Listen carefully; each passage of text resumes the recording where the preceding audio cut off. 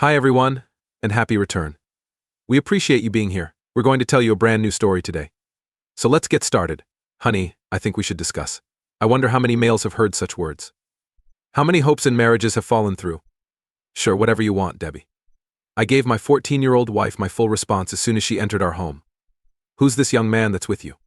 All right, Charlie. With a hint of hesitation in her voice, she began. It's Michael here, and I want to chat to you about him. Gazing up at the two of them from my seat, I took in my lovely 36-year-old wife. Furthermore, the attractive man who was with her. He couldn't have been older than 23 or so, didn't have the best appearance or voice. Did it not? Debbie was wearing a really serious expression, while Michael was grinning. Or is it what you'd call a smirk? Not that it mattered all that much. He did, however, appear to be very content with himself. It seems like he could have had cause to. So what about Michael? I asked Debbie a question. To mask her anxiety, Debbie swallowed and cleared her throat. Charlie, you must know that our recent sex hasn't been all that great, right? Debbie, I'm not sure how you could say something like that. Pleaded. Charlie, come on now, sweetheart. She went in headfirst. As you and I both know, our recent sexual encounters have not been very thrilling. Not too thrilling, I asked. By not very exciting, what do you mean? I'm trying to say that perhaps you haven't been providing me with all I need, honey. Debbie, how would you know that? I insisted. I find it hard to believe you haven't been very good at all when you haven't dared to have sex with me for the past 6 weeks. At least my wife was decent enough to appear a little uncomfortable and turned to Michael for consolation. See, Charlie, cracked Michael. Debbie is attempting to say, young man, I don't know you. I cut him off.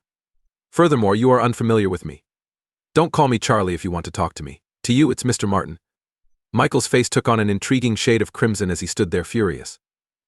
That was a 0 for me since he knew I had defeated him on that one. But the score wasn't going to remain that way for long, and I had a good sense of what was coming. Michael, leave this to me. Before her partner could do something they could later regret, my wife stepped out. It's not like I don't still love you or anything. Charlie, let me explain. I adore you and could not bear to think of my existence without you. Are you not letting me know that you've developed feelings for someone other than Debbie? She confirmed. No, of course not, at least not precisely anyhow. She gave me a beseeching look, hoping I would understand. I then motioned for her to continue. Honey, I don't want anything to alter between us. I still adore you just as much as I did before our marriage.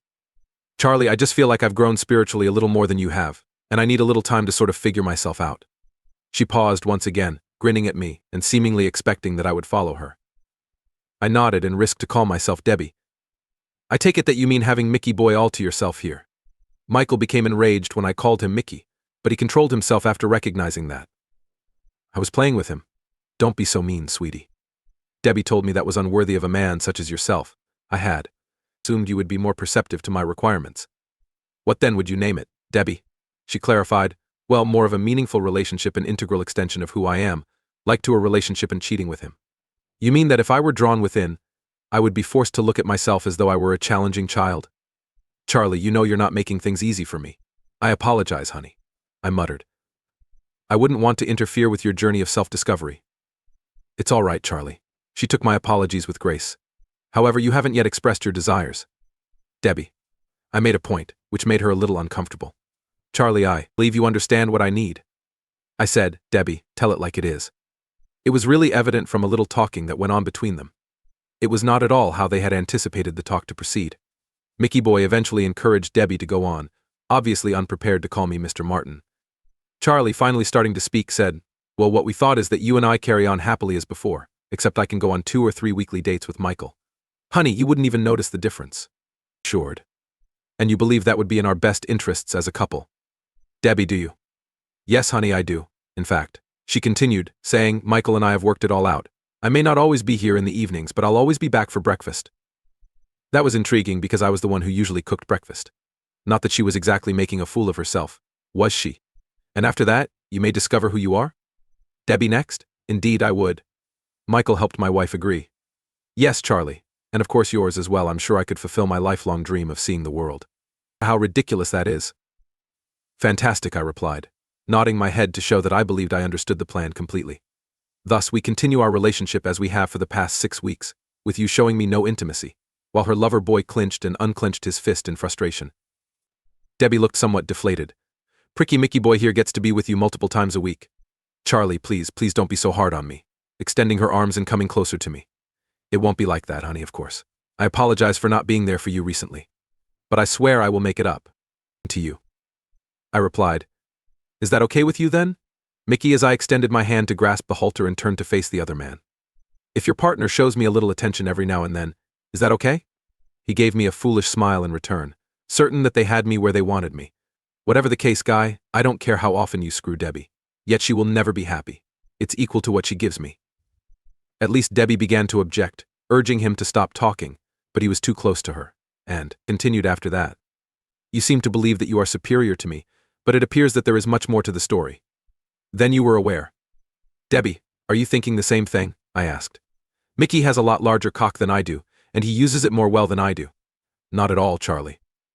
I promise I've never told him that. He's just making that up, what a moron. In bed, he is no better than you. Maybe a little harsher, but otherwise the same. I waited a few seconds before making my next statement to them. Actually, that's pretty much precisely what Linda said. My words sent the two of them to their knees. Mickey boy rushed forward and raised his fist at me while Debbie stood there, stunned and wide-eyed. You bastard. Leave Linda out of this. He gave me a furious scream. I apologize, Mickey boy, but Linda, your wife, is already involved.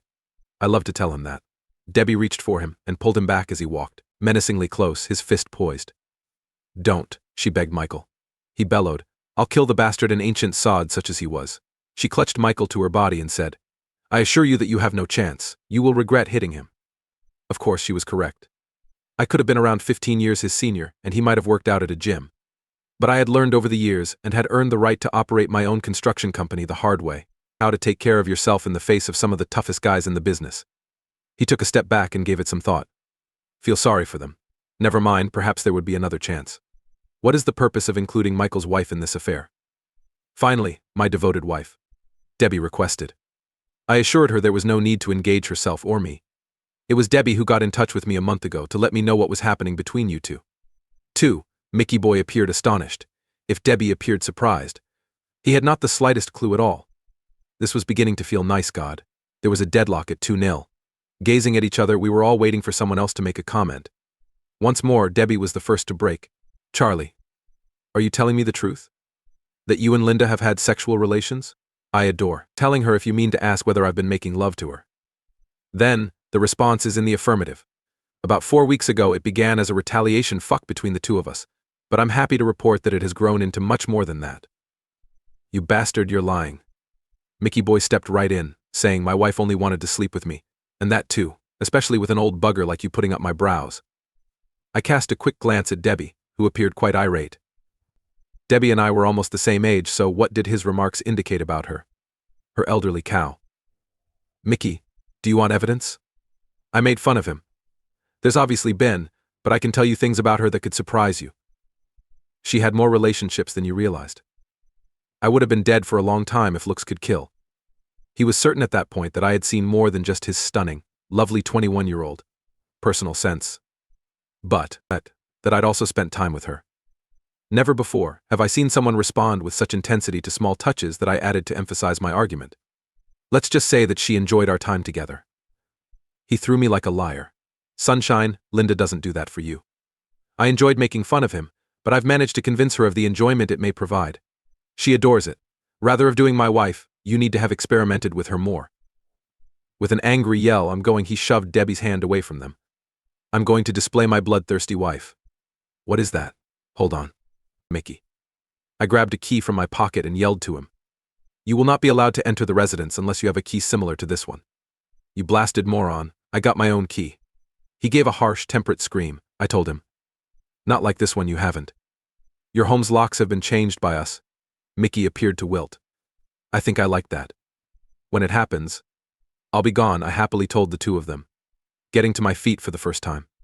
You know where I'll be if you need me. How about your belongings? Charlie, Debbie let out a cry, the first tears trickling down her face. Honey, you can't simply leave me like that, I told her. Oh. But I can. My dear, and everything I need from this house is either packed up or already at Linda's place. My vehicle. Maybe that will give you a little more room to grow into, my love. Debbie scanned the room quickly and saw, for the first time, that some of my personal belongings were missing. He started crying and reached for my arms, but I stopped her, reassuring her that she could retain the house and her vehicle, and that my attorney would contact her if she needed anything further. Charlie, How will I survive then? She cried miserably. You are employed part-time. Debbie. I brought it up to her. And perhaps Mickey will provide his support. You. But it might not be so simple because Linda's father is going to fire him first thing in the morning. As I approached the front door, I turned to face the two of them and see the change in their demeanor from when they were so confident 30 minutes before. I walked out of the house and yelled out to Mickey. It's good to meet you. Debbie, it's good to meet you and thank you for everything. 3-0. I shut the door behind me without turning around. But as I made my way to my car, I could hear the two of them yelling and screaming at one another. I had assumed that getting rid of Debbie would cost me about $100, but that wasn't the case. My affections for her had died the moment she had betrayed me for the first time. In addition to exchanging in a 36-year-old, even one that's still in quite excellent shape, plus 100. For a 21-year-old model with minimal miles and immaculate, lovely condition appeared. A great deal in my opinion. She appeared to have fallen deeply in love with the fact that she was an animal in bed. Her dad's multi-millionaire status and mine seemed to be a big assistance as well. How funny. I appreciate you seeing. Please remember to like, comment, and subscribe if you like this video in order to see more tales like to it. Until we meet again.